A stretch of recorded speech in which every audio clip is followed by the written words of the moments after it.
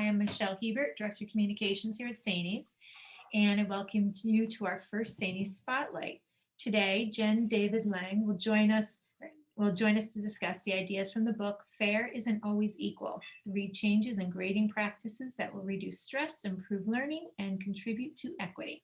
So I ask that you all remain in mute mode and encourage you to use the chat room like we've been doing.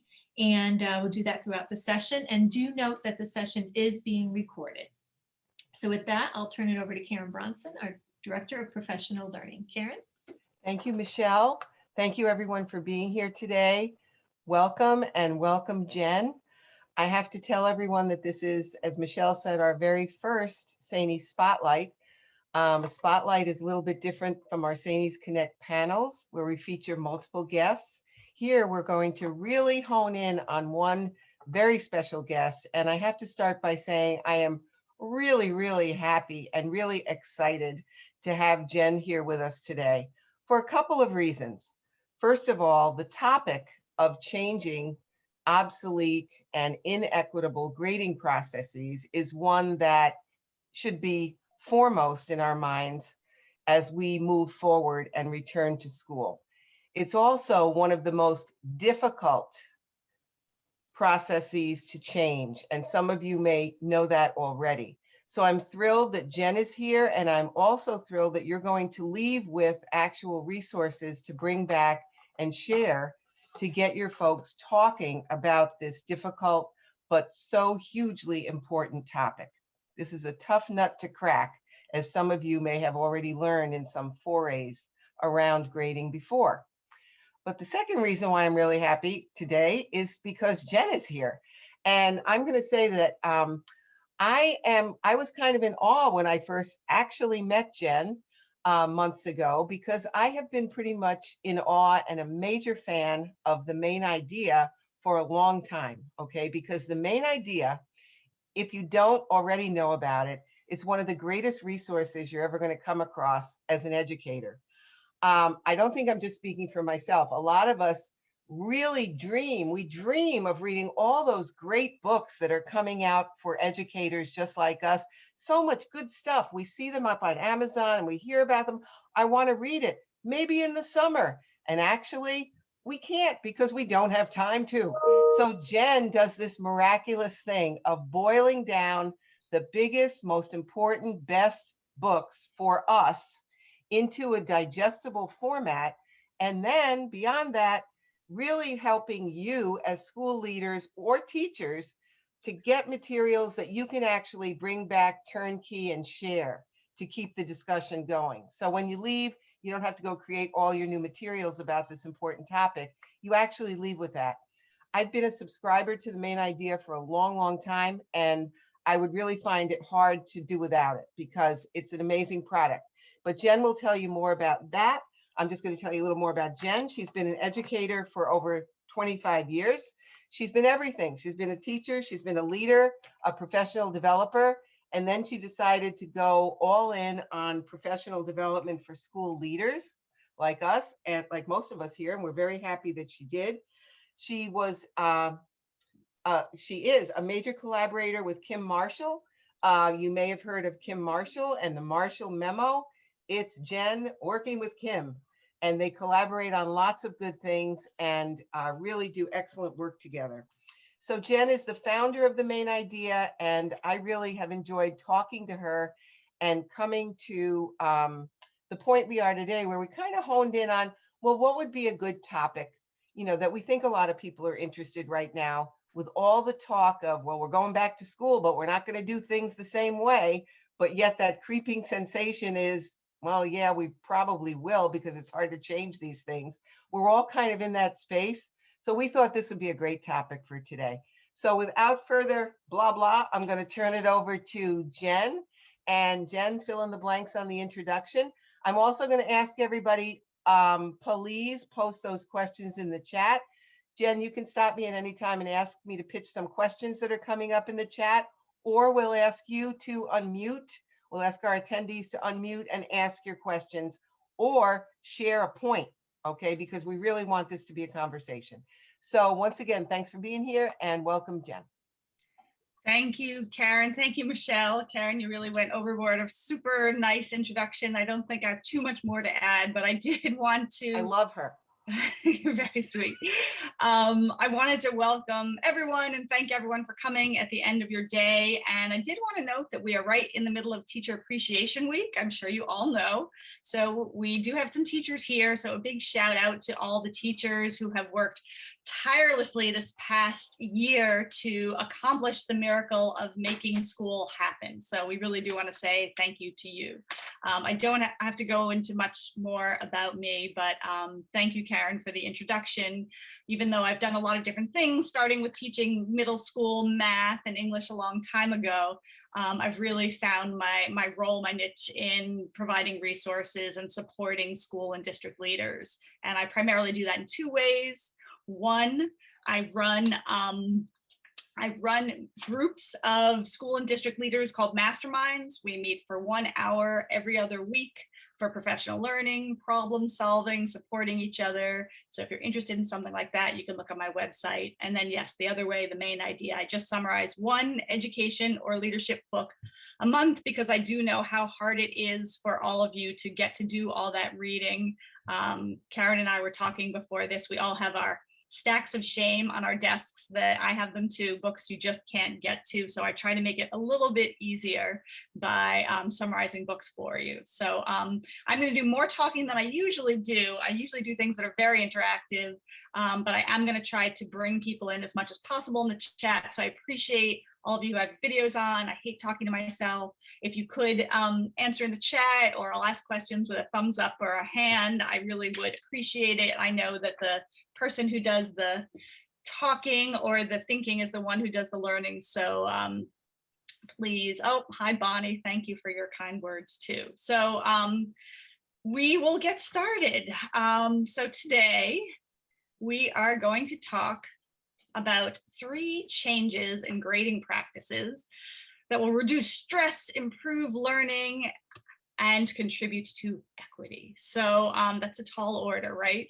So when we think about the impact of the pandemic, we think in large words, right? We think about these 3 really big issues.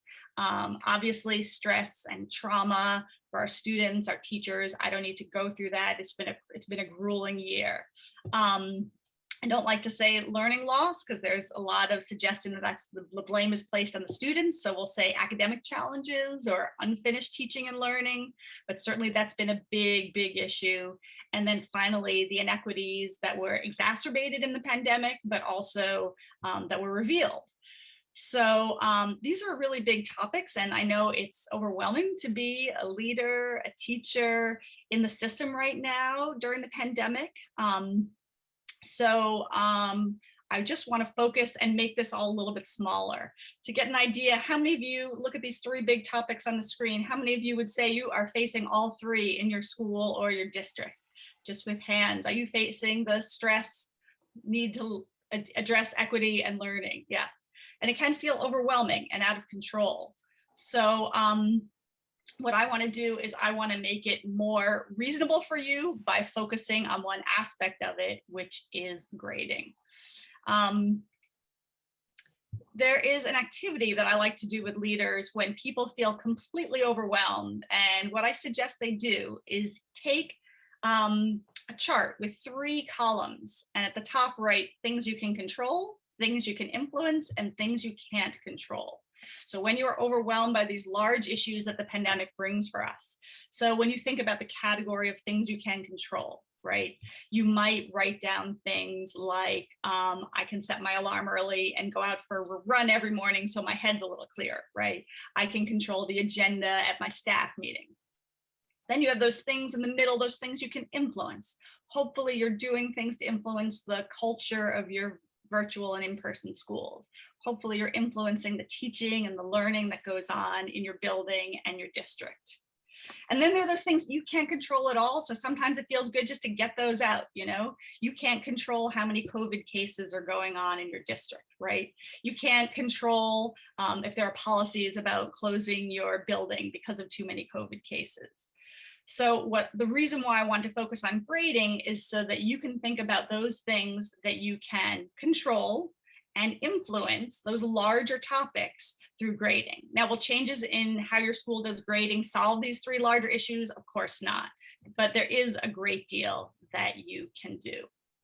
And I want to start with a New York Times article that I came across last fall. It was an op-ed piece that was about the relief that some Black families have experienced with virtual schooling because they've been able to monitor the treatment of their children. And there was a survey that was sent to 10,000 Black parents, which was, what do you like about virtual schools? And this is an excerpt from it. And it was titled, "You're out of your mind if you think I'm ever going back to school. When learning is virtual, Black parents can watch for unfair treatment."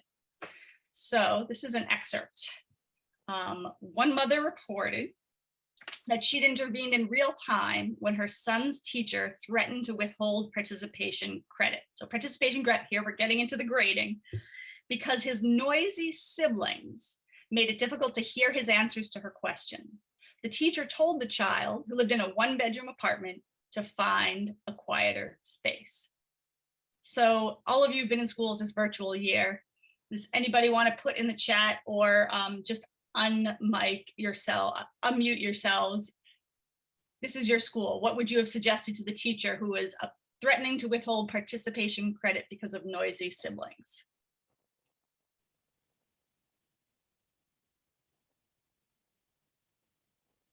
A suggestion in the chat, please. Have the child respond to the chat. Let it go. Use the chat. Yes, use the chat, use the chat, use the chat. Exactly. Yes. So obviously, that is something we've all experienced. And the mother explained the same thing, right? She explained she spoke directly to the teacher, suggesting that her son be allowed to mute his mic and type his answers in the chat box, right? Problem solved. The fact that the teacher was willing to dock the child's grade instead of coming up with a creative way the child could answer and still participate, these are the things I feel often happen to Black children. And these are the types of grading incidents that really all students face all the time. And these are the kinds of incidents that fuel feelings of stress, inequity, and yes, learning too, right? Now, is this child, is he likely to want to participate all the time? No, and that's going to hurt his learning. And I believe, and I'm sure you do too, that every aspect of what educators do should support learning, one, be equitable, two, and have a positive impact on students' emotional well-being.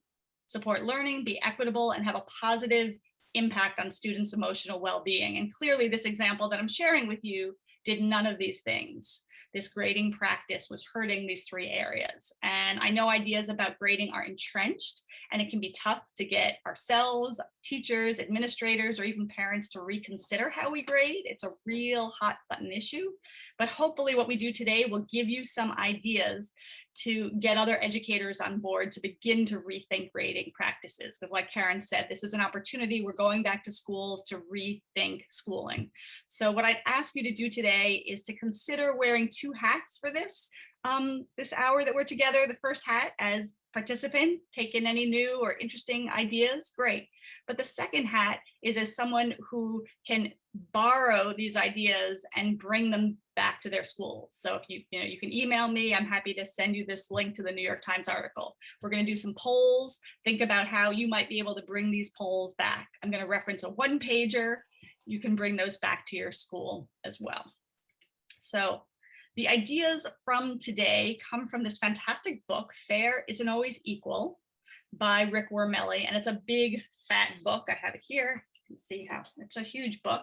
And it is about assessment. It's about grading. It's about differentiation. It's huge.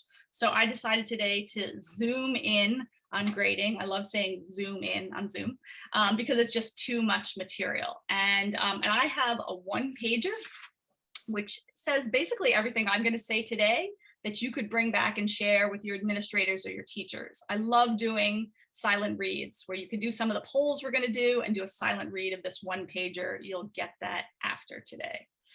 So if you want to learn what's in this book, I also have a full 8 or 9 page summary, and you can email me or Karen will send out a summary. You can get the summary for free, anybody who signed up today to learn some of the other ideas. So a lot of what we do when it comes to grading has to do with our beliefs about grading. So I thought, let's start with beliefs. So if people in the chat could share, what do you believe is the purpose of grading? Share what comes to mind when you think of the purpose of grades in the chat. It'd be good to hear what other people think.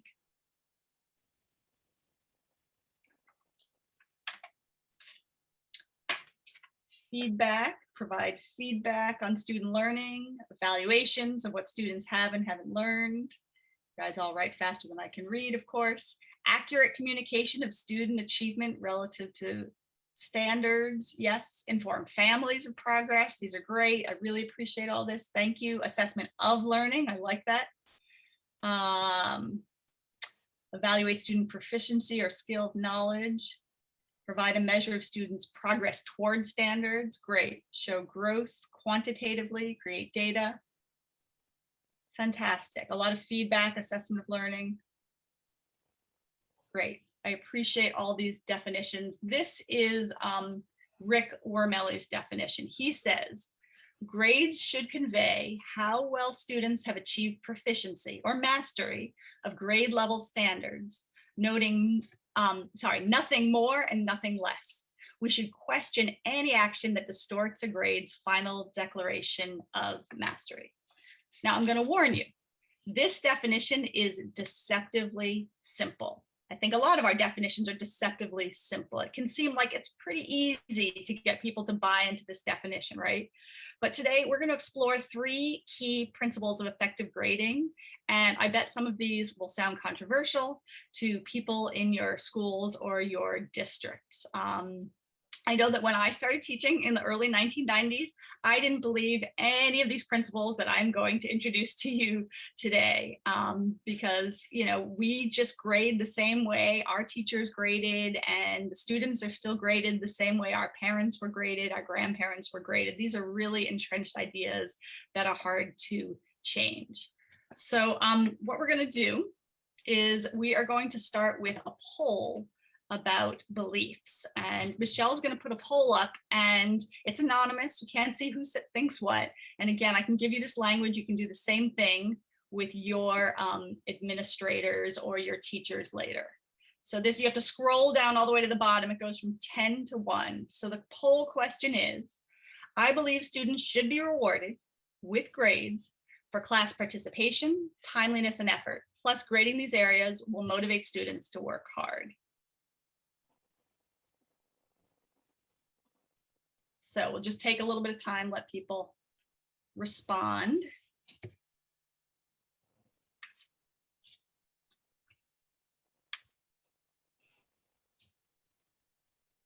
Cheating questions about virtual.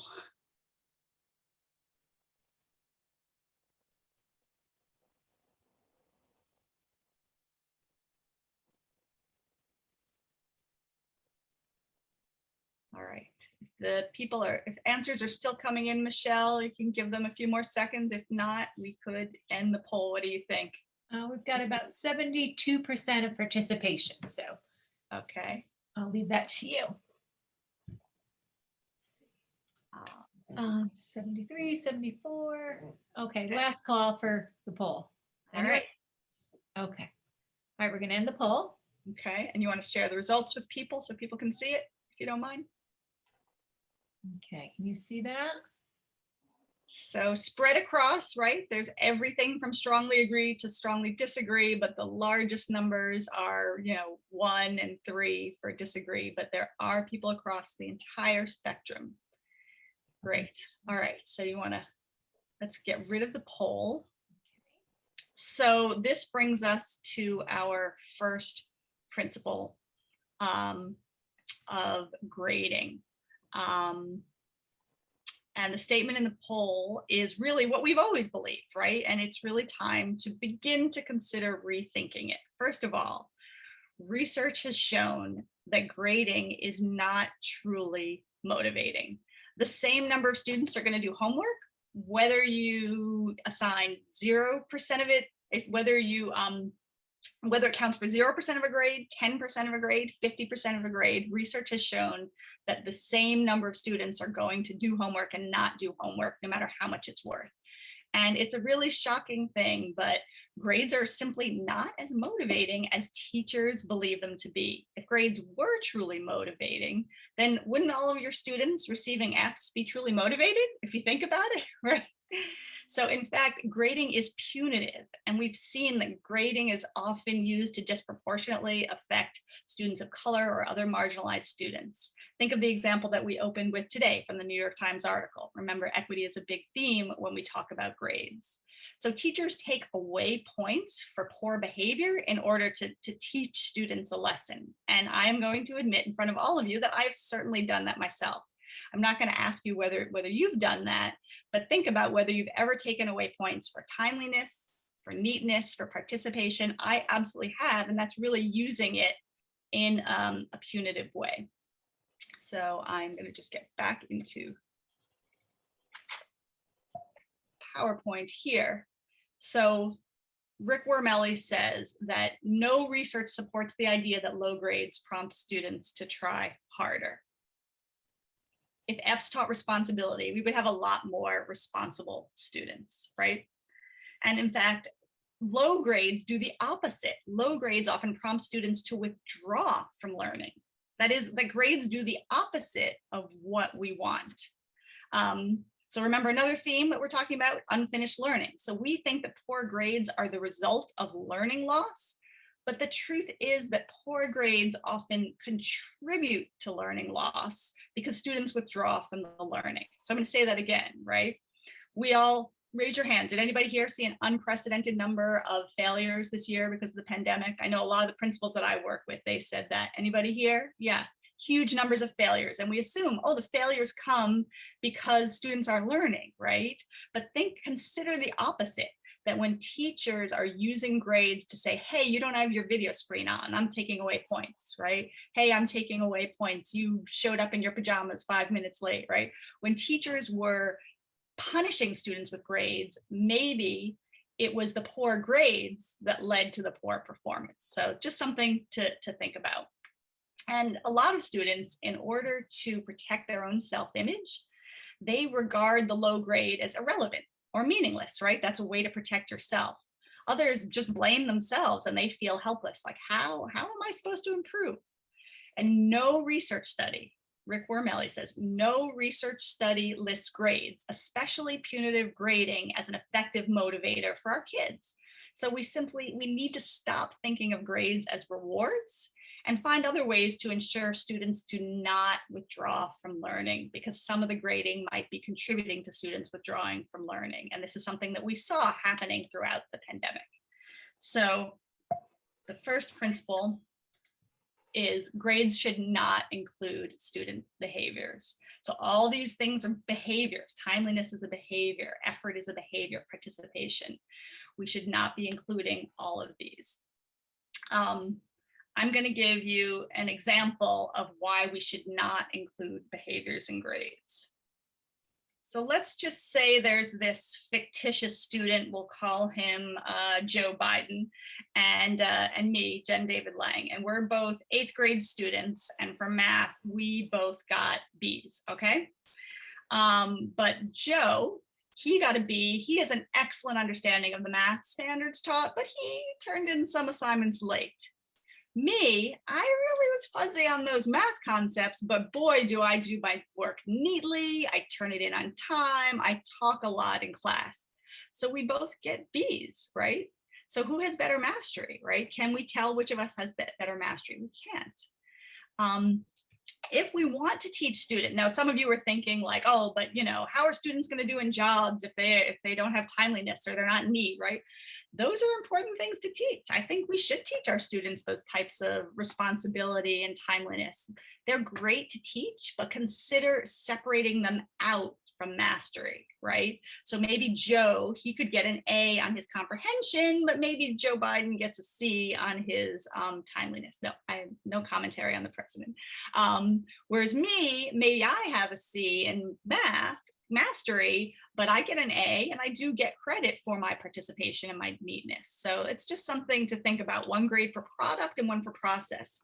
And I know that some schools give 3 grades for product, which is the mastery, process, the timeliness, participation, etc. And then a 3rd one for progress. Because think about what it means if you have a student who comes in from here, from this low level, and makes all this progress, right? Versus somebody who comes in here and just makes a little bit of progress. So it's just something to chew on, the idea of separating out different components of grades. So what you might do after you introduce something like this is you might go back and do the poll again to ask teachers, so what do you think about including rewards in the behavior, in the grades. So, but what we're going to do is we're going to just take a few minutes and we're going to do a breakout group to discuss some of these ideas. And I know that whenever I do sessions, people really appreciate meeting other educators from all over. So I am putting a question in the chat, and we're going to divide people into groups of 4 or 5. And in the breakout room, you can still see the chat, so you can see the question. Just discuss this idea. Grades should not include student behaviors. What do you think about this? What's your opinion? Has your school ever used separate grades for behavior, timeliness, effort, mastery, etc.? Would you consider it? Quickly introduce yourself. So we'll have about 8 minutes in the breakout room. So just quickly introduce yourself. We'll do this for 8 minutes. I've got a lot of great stuff after, and we will come back. Did anybody hear about any interesting grading system that someone uses or that you use to separate out behaviors from grades, or any strong thoughts? I'd love to have someone unmute and One share. of the things, hi, this is Nicole Haynes in Syracuse, and I really enjoyed working with the 3 principals that I was with, and I apologize, I only remember Steve's name because I knew a Calabufo somewhere. But they all were very nice. One of the things we talked about was the teasing out. Like, we felt that that was extremely valuable because it gives you a better sense of where the master. Whoops. Nicole, you just went on mute in the middle. Sorry about that. Yeah. So teasing it out because it gives you a good sense of the mastery, and then we lost. Yes, but at the same time, we're still contradicting the original premise, which is we shouldn't be grading on how neat it looks or whether or not it's on time.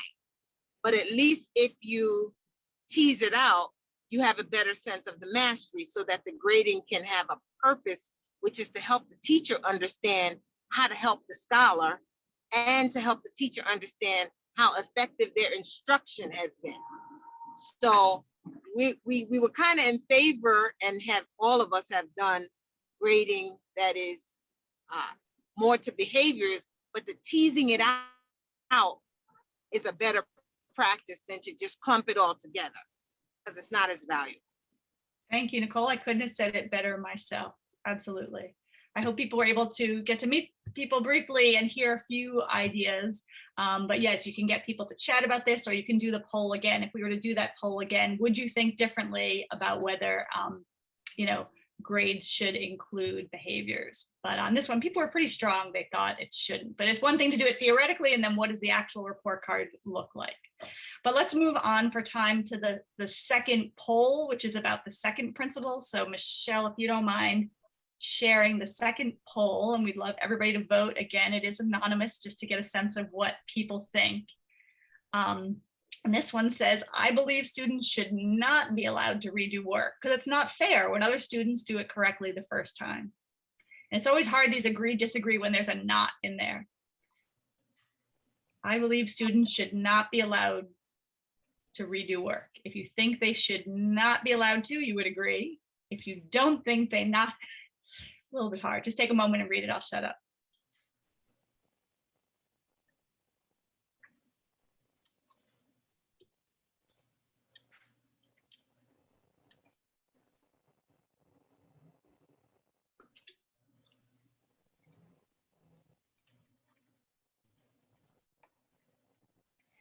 Jen, while we're waiting for this one, this question really gets right at the heart of mastery, right? Yep. If it's about mastery, then kind of catching the deficiency and just kind of ending with that really isn't such a great idea. You're influencing the poll, Karen. Let people let people think. I wouldn't do that. I think we've got enough time All here right. in the poll. Go ahead. Why don't you end the poll and Share the results. on this one, did you share it? Yes. Yep. So obviously a lot of people, 46 people strongly disagree. They were all influenced by Karen's passionate. Great. Good. So again, it's the poll is a good way to introduce the topic. So the second principle is that grades should reflect the final proficiency, not the practice along the way. And this means we should allow students to redo work, submit late work, and not grade homework. I know some of these are kind of controversial. Not everyone believes this, so we're going to talk about this for a minute. So first of all, allowing students to redo work. Students should have more than one chance to demonstrate their mastery of material by allowing redos and retakes. So teachers who deny students this option, they've got to ask themselves, if student learning and mastery is the primary goal, which it should be, then does it really matter if it took an extra round of feedback or a second revision to reach proficiency, right? Think about professionals who have unlimited opportunities to demonstrate their mastery, right? Think about the LSATs, the GREs, the MCATs, CPAs. They get to take those tests a few times. The learning benefits of allowing students to redo assignments or even retake a test, yes, are obvious to most teachers. It gives the students an opportunity to gather more feedback, to learn from past mistakes, and to build knowledge. And effective educators know that it's really this type of repetition and spending time with material that leads to retention. So the argument for allowing redos is simple. It maximizes learning, and it actually encourages that growth mindset that we've all been talking about for years, right? Carol Dweck, you say you believe in the growth mindset, but then you say, oh, you took your exam, 78, that's it. But the growth mindset says that we can grow and we can improve. And if teachers don't allow students to redo assignments, they're basically communicating that those skills and that content wasn't very important to begin with, right? So imagine I'm a history teacher and I am passionate that students should learn about the causes of the Civil War, right?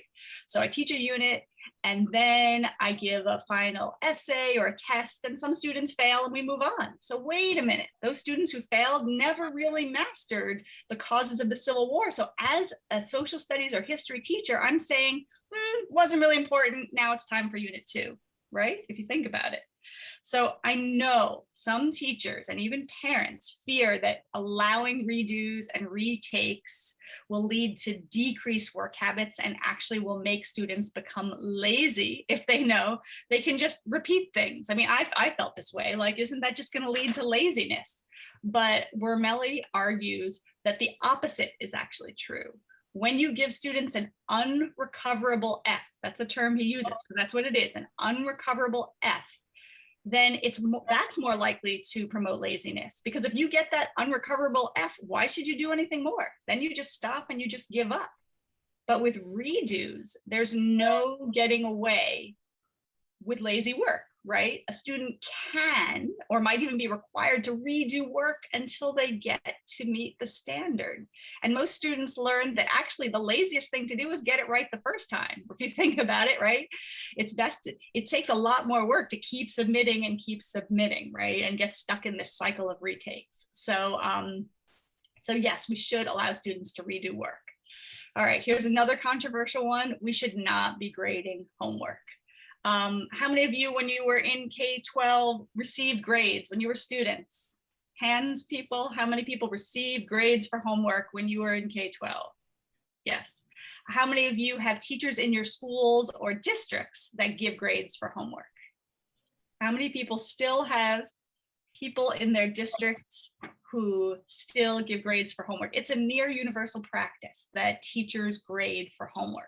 But the truth is that homework is actually practice. It's not a demonstration of mastery. So if you give a grade for homework, you're grading practice, not mastery. So for example, let's say a teacher teaches the quadratic equation on a Tuesday, and then Tuesday night, she gives math homework on the quadratic equation, right? Is it fair that they should have mastered it by that night? Or is it supposed to be so they can practice using the quadratic equation? What if Karen Bronson gave everybody homework tonight on what I'm saying here today, right?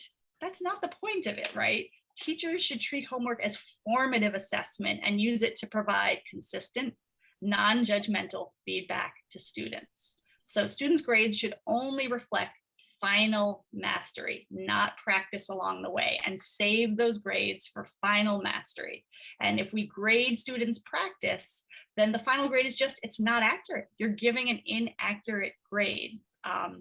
So we don't want the grade to reflect all of the missteps along the way, all of the failures along the way, because we're learning now, right? That is part of learning.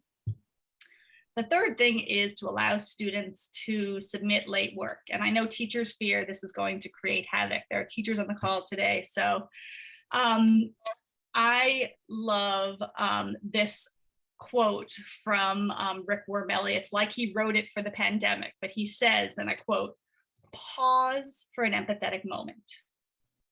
There have been times when we, as adults, have had something due for a committee or a graduate course, but we were too overwhelmed or disorganized or distracted to finish by the deadline. Think of how grateful we were when the committee chair or the professor said, 'I understand, have it by tomorrow.'" So if a student is not chronically late with work, teachers should allow the students to turn it in for full credit. If a student is chronically late, they don't need punishment. They need help uncovering the reasons for their behavior. Someone asked about cheating in the chat. The same thing. You're still giving, if you give the kid a 0 or a failing grade, you're using it as punishment. And that's not what they need. A kid who's cheating, right? Or a kid who's chronically late, they don't need punishment. They need us to understand what are some of the reasons underneath their behavior so we can help find solutions. Think back, remember the big buckets? Stress, unfinished learning. Some teachers during the pandemic didn't accept late work. And what happened? Students ended up not doing the work at all. And this led to deeper academic gaps. So again, it may be our grading practices that lead to more academic gaps rather than academic gaps leading to poor grades. So to recap, grades should reflect final proficiency, not practice. So we're running a little behind, but what I would do is in the chat, and I would say, do you change what you said in the poll from 1 to 10 after introducing these few ideas? But I'm gonna move ahead to the third principle. Oh, whoops, I didn't mean to do that. We're gonna do the third poll, and we'll do this one more quickly.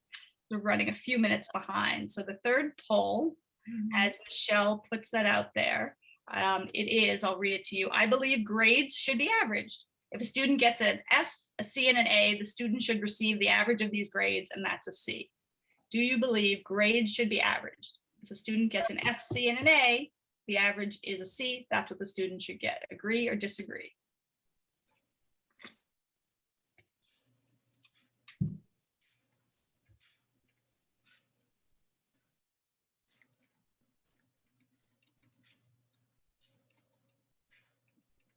All right, 10 more seconds.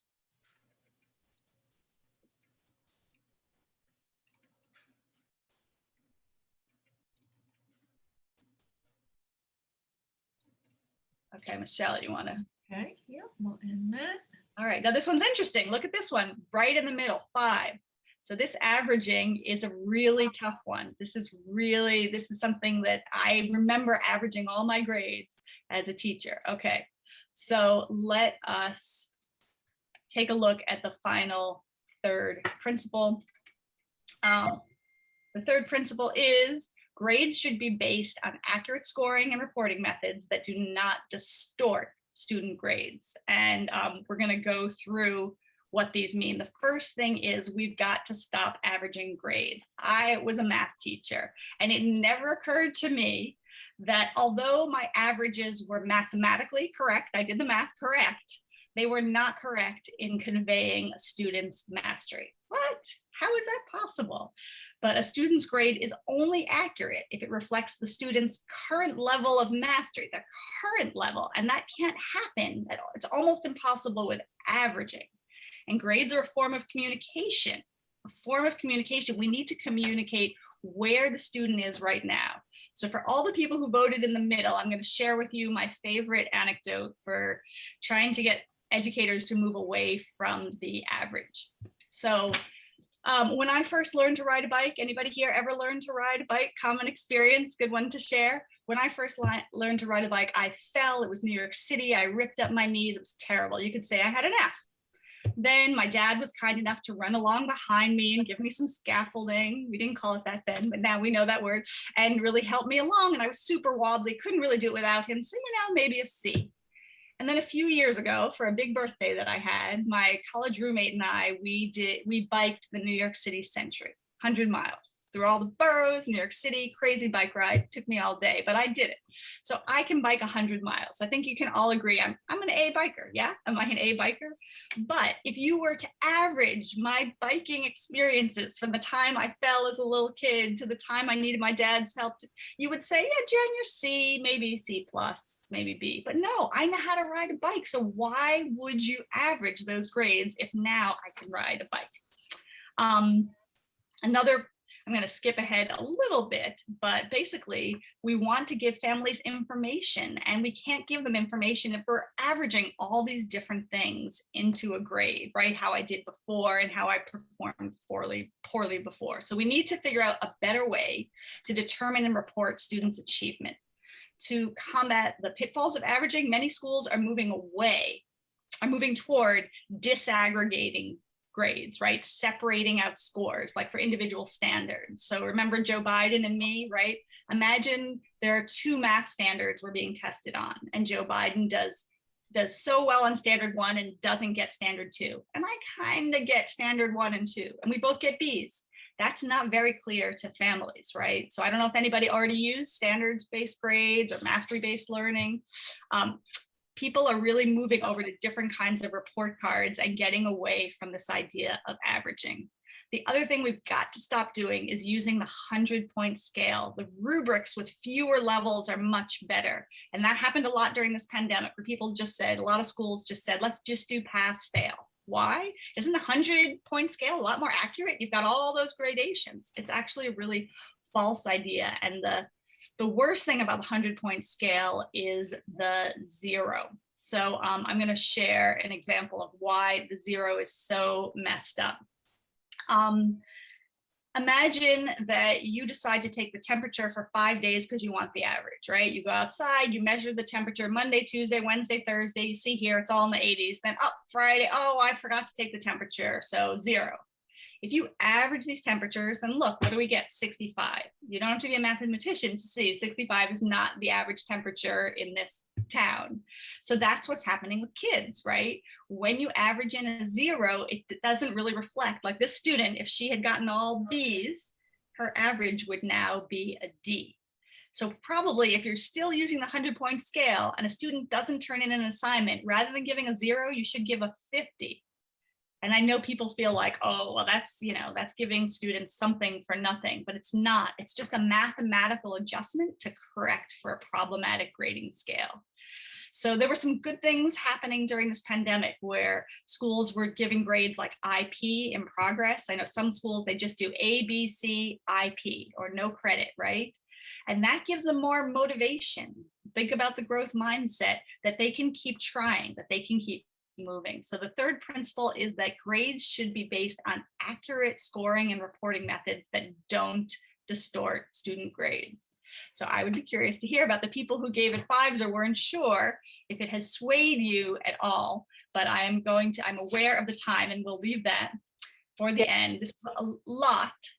So I just want to share a few ways that I can help, and Karen will send this out, but if you have questions, if you want a free summary of this book, which is a big tome, you can email me. I have a 1-pager, which basically says a lot of what I just said today in a few words.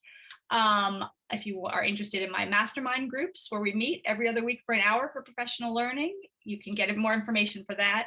And then totally coincidentally, Kim Marshall and I are doing a chapter chat about the topic of grading, and you get a packet with 12 articles, and you can join us literally a week from today, 5 p.m. next week. So Karen, you wanted to add something to, Yep. yes. Couple of things. And first of all, we have a couple of minutes, and if we go over a couple of minutes, that's okay, because we want to get a couple of questions out there. And one that came up in the chat is, I think we're a little bit stuck on if we're not averaging grades, and many of us may be thinking more in terms of secondary classes rather than elementary, where we have a lot of standards-based report cards, and we hope they trickle up. But let's go with secondary.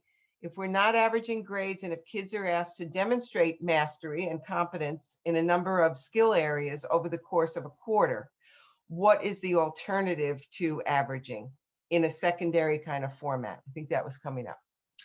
Well, I mean, if you look at what a lot of colleges do, is that they really, their grades are based often on a midterm or a final paper exam. So you could just wait and grade at the end.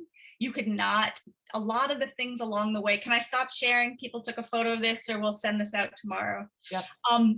So a lot of the things like homework and a lot of the quizzes along the way can be used for learning, not for putting a number in a grade book, right? So maybe you don't even start putting numbers together until 3/4 of the way through the unit. Let students practice and practice, practice in class, practice at home. Okay, now, we've already been in this unit for 12 days. Now the last 3 or 4 days, we'll do a few writing stamps. So that's one way.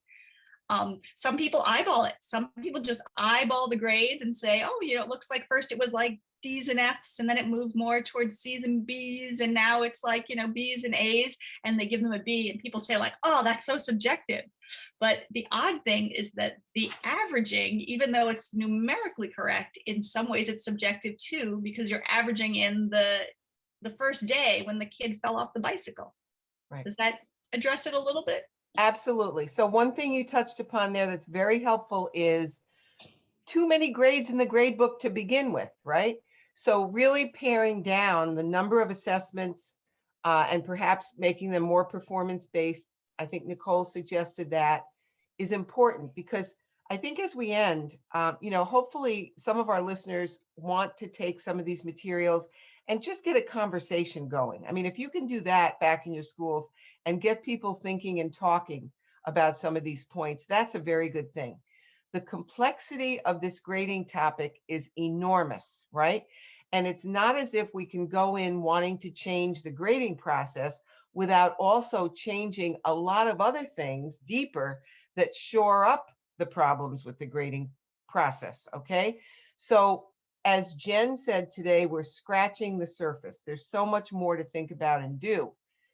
But just think about this for a minute. As you go back to your districts and you talk about some of these points, when we talk about grades not motivating students, some of your teachers, particularly who teach higher level courses, are going to say, my kids are absolutely and only motivated by grades. I mean, that's a fact too. But then we're going to think about, well, yes, some students are highly motivated by grades, but perhaps the system also motivates cheating, a high level of cheating, motivates those highest flyers, those highest achieving kids who are so focused on grades, trying to self-medicate to deal with some of the stress of the motivation in getting that grade. It's a systemic piece. It looks different in different places. We're so glad that some teachers are here. We'd love to hear what you have to say, because part of the devil is in the details. We as school leaders, we were teachers, right? When I think about kids doing a lot of redos and retakes, I want that to happen, but I'm thinking about me buried in stacks of assessments to retake and regrade and hand back, and a never-ending process. And that makes me stressed, because we can't just change the one thing, the grading process, without really helping teachers see how to streamline and slash the time in assessing all those assignments. That's got to go in order for the big thing to change. Not do everything the same, but change the end result, the grading. So this is such a deep topic. When you go back to your folks, you'll get a good picture of some of the complexity, which I'm sure you already have. I'm so glad we could at least start the conversation with Jen today, and the resources can take you to a next step. But we hope this was a great sample of the way that we can bring complex ideas to you in hopefully an enjoyable and interactive hour, which is what this was. So Jen, I want to thank you again. And I want to let everyone know you will be hearing from us. You will get the slides, okay? And the slides, Jen, am I correct, have the links to the next things that they may want to tap into, like you mentioned, what you're doing with Kim Marshall next week. Mhm. So you will get the slides with the links to those things, the one pager, a survey from me, probably more stuff than you want, but you're going to get it anyway. It's all good stuff. So thank you all for being here today. We hope you have a great evening. Thank you again, Michelle. Jen, any parting thoughts? Just, I'm happy to stay here for a few minutes. I posed one final question in the chat. That's a good one to use if you use with teachers, which is just, you can have teachers or for yourself, right? In terms of grading, I used to think X and now I think Y, because we're all trying to work on our mindsets and thinking about grading differently, or one thing about my grading I now want to change. And I think Karen is right. We do not want things to be stressful for teachers. They've had a really stressful year. So one of the things that is stressful, I remember having stacks of English papers on Sunday night and I had to have grades in for all of them.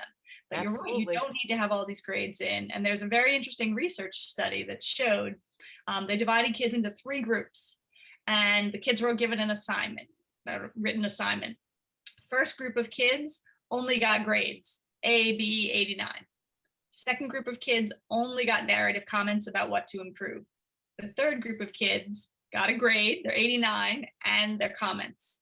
So does anybody want to guess of these 3 groups, how many of them improved when they were given another assignment and they had to write the paper again? Any thoughts? The kids who just got the grades, the kids who just got the narratives, or the kids with the grades and the narratives? I am open for guesses. I'm voting for the narrative only. Yeah, you're right. Nicole's got it again. Yeah. So what happens is when you just give a grade, or when you give a grade with a comment, if you did well, I got an A, B, great, right? You don't do anything. You get like read them. Right. Well, this is with just the grade. I get the F. Screw that. Who gave me an F? I'm not putting any effort in. And then the same thing happens with the comments. Like Nicole said, you got a good grade. Why do you need to read the comments? You got a bad grade.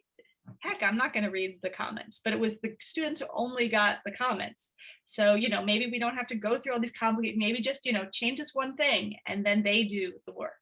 But we do have to help teachers with strategies to keep the grading and the correcting reasonable, which I think we can do to move toward this type of approach to grading. So thank you. And I appreciate the comments in the chat. I'm going to certainly save it and see what people say and what they think. Thank you, Jen. While we wait for any more comments to come up in the chat, I just want to introduce Bonnie Tryon. She's a coordinator of the Sandy's Mentor Coach Program. So she wants to just give you a brief minute on that. And then we'll see if anything comes up in chat to close with. Bonnie? Yeah, thanks, Michelle, and thanks, Karen, and a special commendations to Jen, because I've used her work for a long, long time. And value that resources we share with our SANES mentees. So just as another resource for all of you, if you are a first-year administrator, maybe you've had, as a teacher, you've had a mentor. Well, SANES also offers our mentor coaching program where we do something perhaps somewhat similar to what Jen does, where we get together in small groups of 4 to 6 school leaders, and we work through the SANES mentor coaching model. Our programs, whether it's one-to-one, mentor coach to mentee, or in small groups of, as I said, 4 to 6 administrators from the same or varying school districts with one mentor coach, it does meet the state education department's requirement for quote mentoring experience. So be sure that you have that experience logged in your background, and it's in your teacher count, especially you new administrators, and even for the veterans, because the quality stuff that Jen has shared with us today, it's hard to work through yourself, and then it's hard to work through with those that you work with. So by having that mentor coach by your side to help you think through the process is just a very valuable service. I'll quickly put my email in the chat. Feel free to reach out to me at btryon@sanes.org. Be glad to answer any of your questions. And thank you for the work that you're doing with the kids and the staff. Back to you, Michelle. Okay, thank you, Bonnie. Jen, I'll turn it over to you for final comments and Q&A. Amy just shared a great video, an example of video of, actual Yes. practices that teachers use. I'll leave one final practice that I like as a former math teacher. I was a math and an English teacher. It's weird, but one of the things to do as a math teacher, save yourself from all the grading. You look at a student's quiz, you give a quiz, 10 questions, and you have the answer key. You write 3 of these are wrong. That's it. Student has to figure out which 3 are wrong and correct them. There you go. You just saved yourself the trouble, right? How many math teachers, like, either you do the work for them? That's it. 3 of these are wrong. And that's where the learning comes. And are students going to do it? Yes, if you let them do it and then improve their grade, they will. So I will just leave you with that suggestion. Thank you. I just want to thank Amy Campbell too for sharing that video. And Amy, if you want to send me even the link to the video, I'll share it out, because the teaching channel is a wealth of informational videos about how real teachers change those practices that bog everything down in really, really good ways. So, we'll kind of get back to where we started in terms of if you are as busy as you are and you really can't get to read all the good things that are coming out about practices that really do need to change now more than ever, really just consider looking into the main idea. And once again, one thing we'll do is we'll kind of communicate kind of a special way that you can do that, because it is one of those golden, can't live without kinds of resources for educators. And it was nice to see right at the beginning, even before Jenn started, people saying, yes, I've gotten the main idea for a long time, and it's really one of the best resources that I use. So thank you again, Jenn, for being here. We will see you again sometime, but you will also hear from us in terms of some other resources that Jenn will share with you, and some feedback that we would like you to give to us. Oh, Amy found the video. Oh, shared it excellent. just with me. Can I share it with everyone, Amy? Please do. Yep. Yeah, okay. So here's the video. Let me see. Oh no, I'm having trouble. Can you just send it again? Whenever I copy and paste, it's something old that I copied and pasted. Yeah. And can you still email it? Because once the Zoom is over, the chat will no longer be available. Yeah. Yeah. Okay. So yes, we will email that, or Karen's she'll include that. Yeah, we're gonna chat for a few minutes about what to make sure to include. Okay. Afterwards. All righty. So, thank you. I really appreciate everyone taking the time. I know it's exhausting and you've been to a million free things and everybody is done. So thank you for taking the time. Again, thank you, Michelle, Karen. I appreciate you inviting me. Oh, it's the video about the favorite mistakes. Yes. Oh, we love that one. Video. Yeah. Yep. It's funny we know it, right? Yeah. Yep. That's a really good one. So is another one is the teacher uses just a highlighter. Okay. She's looking at, homework and things like that. And she's highlighting for kids where some of the mistakes or errors were. And then the kids are collaborating with one another to kind of figure out what it actually was. She's not laboriously correcting. Once again, a lot of those old practices for teachers have to go to free them up to be open to the kinds of change that we want to see. Yeah. So thanks, everybody. Have a great evening, and we will be in touch.